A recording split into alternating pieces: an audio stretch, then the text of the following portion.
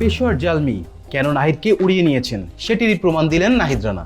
লাহোরে পাকিস্তান সুপার লিগের ফাইনালে দুর্দান্ত বোলিং করেছেন বাংলাদেশের এই ফাস্ট বোলার। 4 ওভারে মাত্র 22 রান দিয়ে নাহিদ রানা নিয়েছেন 2টি মূল্যবান উইকেট। হায়দ্রাবাদ কিংসকে 129 রানে অল আউট করার পর স্কোরটা 29 বল ও 5 উইকেট হাতে রেখে পেরিয়ে 9 বছর পর আবার চ্যাম্পিয়ন হয়েছে পেশোয়ার জালমি।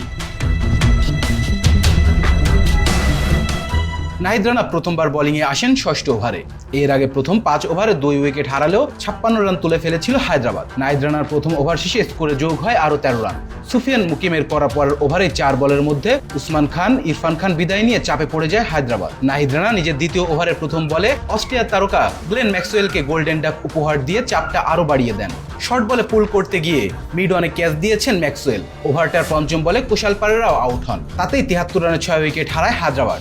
ওভারটায় মাত্র 5 রান দেয়া নাহিদ রানা আবার বোলিংয়ে আসেন 14তম ওভারে। এর আগে 7 উইকেট হারিয়ে ফেলা হায়দ্রাবাদের ব্যাটসম্যানরা একটি রানও নিতে পারেনি নাহিদ রানার দুর্দান্ত গতিময় সামনে। ওভারের পঞ্চম বলে হুনায়ন শাহকে বোল্ড করে দ্বিতীয় উইকেট পেয়ে যান নাহিদ রানা। মেডেন উইকেট নেয় নাহিদ রানা 17তম ওভার দেন 4 রান।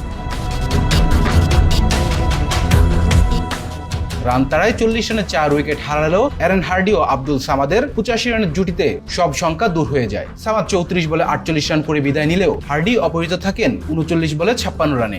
এর আগে বল হাতে অস্ট্রেলিয়ান এই পেসার বোলিং অলরাউন্ডার 27 বলে নেন 4টি wicket. Please subscribe our channel to get more information about Sports World.